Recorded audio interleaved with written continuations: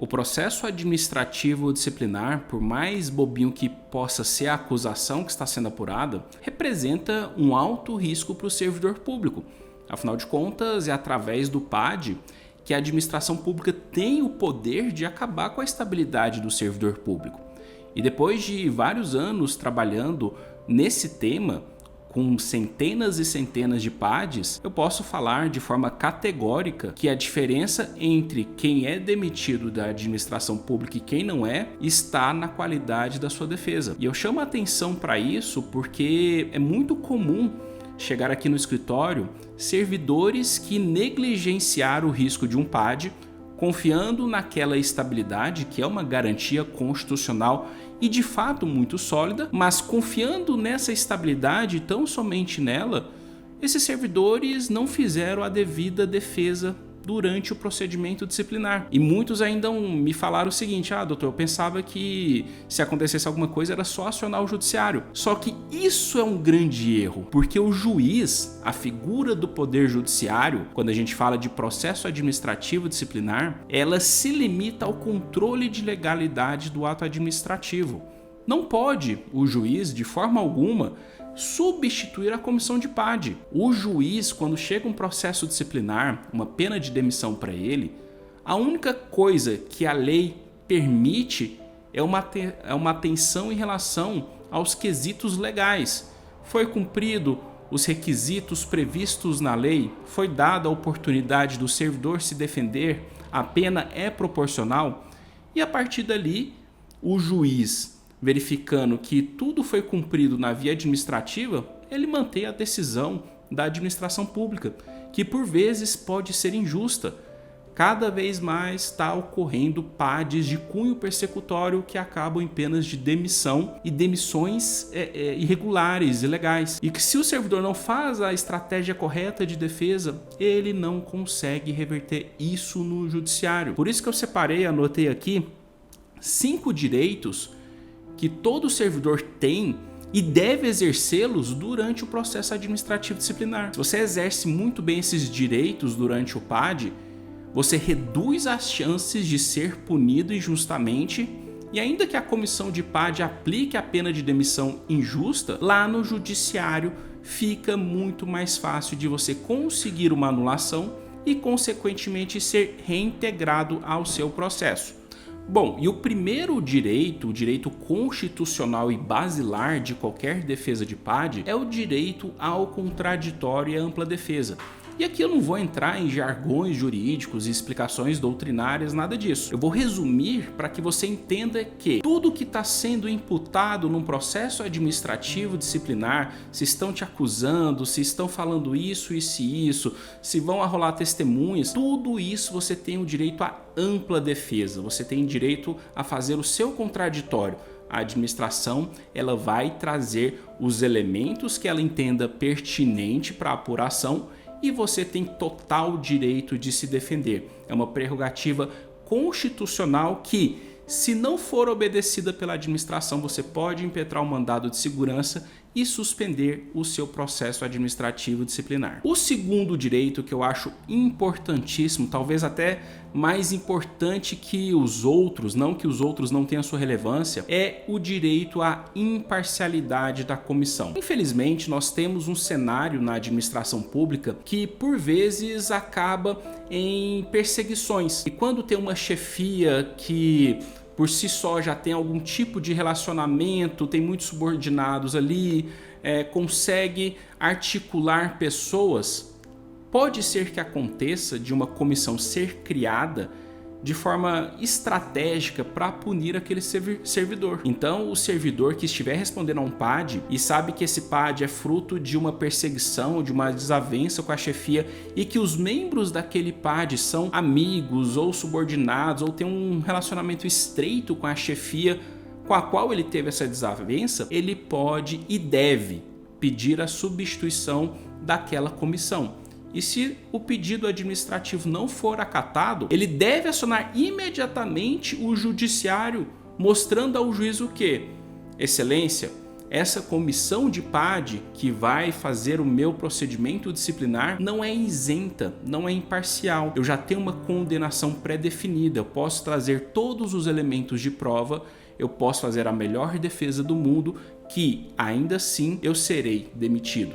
A partir daí, provando, claro que não basta trazer alegações, mas provando essa falta de imparcialidade da comissão, o juiz novamente vai determinar a suspensão do PAD e a substituição daqueles membros. Isso te traz muita segurança de fazer a sua defesa e ter uma opinião isenta por parte da comissão, sem que ela tenha interesses particulares, ou seja, que não seja um interesse público, em te punir. Outro direito importantíssimo é o direito de informação sobre o PAD. Infelizmente, eu tenho visto casos bizarros aqui no escritório de processos que caminham por anos, 1, 2, 3 anos, sem que a comissão forneça o acesso ao processo. E olha só, estamos em 2023, chegando em 2024, onde boa parte dos procedimentos administrativos disciplinares já são eletrônicos, nem tem mais aquela desculpa que tem que tirar a cópia do processo ou o processo está em outro setor, nada disso, e mesmo assim as comissões têm segurado o processo. Já vi casos, cliente veio aqui, doutor, não sabia que tinha um processo disciplinar contra mim, só soube porque publicaram a minha demissão no Diário Oficial. Coisas bizarras, ferindo o contraditório, ferindo a ampla defesa, ferindo o direito de acesso ao PAD. Dessa forma, se você tiver a menor expectativa que foi instaurado um processo, seja por uma fofoca, fiquei sabendo que vão instaurar um PAD contra você, imediatamente acione os órgãos competentes para saber se existe de fato algum PAD acontecendo dentro daquele órgão e você é o servidor que está sendo investigado. E mais uma vez, se eles falarem, olha, está sendo investigado, mas não vou te conceder o acesso, acione imediatamente o Poder Judiciário. É um direito seu ter acesso e ser intimado e notificado de todos os atos no decorrer do processo disciplinar. O quarto direito, que também é importantíssimo, é o direito à produção de provas. Lembre-se, o processo administrativo disciplinar serve para apurar aquela situação para ver se teve algum ilícito e somente aí aplicar a punição. Portanto, o momento oportuno para você produzir provas é no processo administrativo disciplinar e não no Poder Judiciário. Dessa forma, se tem uma testemunha relevante que viu a situação ou se tem uma câmera lá no departamento onde aconteceu uma eventual briga, uma desavença, e você quer provar a sua versão dos fatos, não, eu não falei aquilo, eu não bati no fulano, peça para a comissão oficiar ao órgão para que seja entregue aquela filmagem. Quando for a rolar testemunhas, mostre à comissão, explique na sua petição qual que é a pertinência daquela testemunha. Olha, o João da Silva, telefone tal, e-mail tal, CPF tal, endereço tal. Ele estava presente lá na cozinha o dia que teve esse problema. Ele vai falar tudo o que aconteceu. É um direito seu. Se você não produz as provas, você está silenciando e, como eu disse, chegando lá no judiciário, o juiz vai falar, olha, foi oportunizado o direito ao contraditório, foi oportunizado o direito de defesa, de produção de provas, o procedimento transcorreu na mais pura legalidade. Não cabe a mim, como Poder Judiciário, fazer a anulação dessa demissão e dessa punição. E por fim, e não menos importante, todo servidor público tem direito à presunção de inocência. Pessoal, veja só, não caia em armadilhas da comissão. Quem deve provar que houve o ato faltoso, o ato irregular, é a comissão, não é você. Você tem a seu favor o direito à presunção de inocência. E eu costumo ver casos em que o servidor tentou de alguma forma se defender, trouxe elementos de prova que prejudicou durante o processo e acabou na demissão dele. A comissão joga um verde. Isso acontece muito em sindicância patrimonial.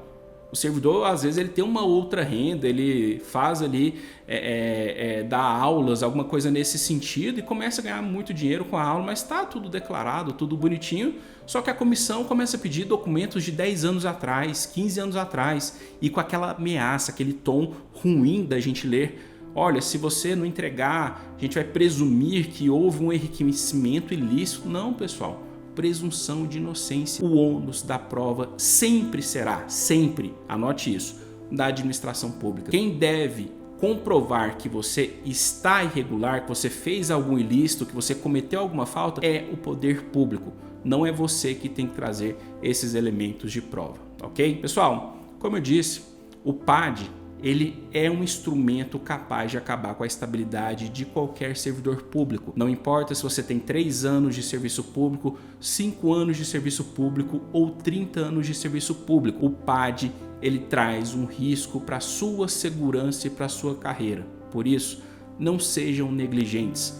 Ao menor sinal que vai ser instaurado um PAD, corra imediatamente atrás de seus direitos para fazer uma defesa estratégica, evitando uma punição injusta.